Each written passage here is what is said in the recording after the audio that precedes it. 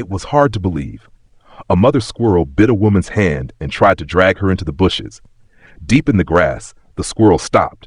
The woman saw a baby squirrel lying there, barely alive. It looked like it had fallen and gotten hurt. To find out more, the woman climbed a nearby ladder and discovered the squirrel's nest. Inside were newborn baby squirrels. She realized the injured one had fallen from the tree.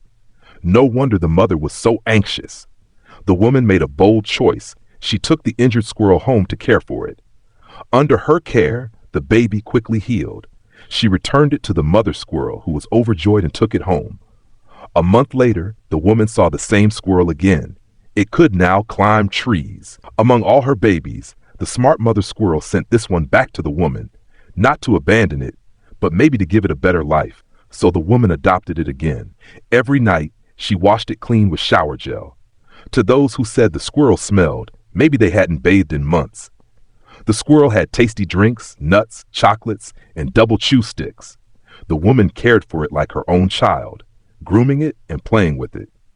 The squirrel also saw her as family. At mealtimes, when called, it would come running. After all, what squirrel could resist such delicious nuts? 6 months later, it was fully grown. It was time to return to the forest.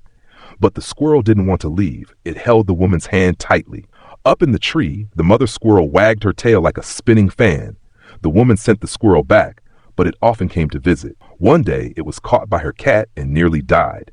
The woman rescued it again. Now she had a new problem: how to keep it safe and still return it to nature. So she dug a small hole under the window and left food there. The squirrel could come back to eat, but the cats couldn't reach it.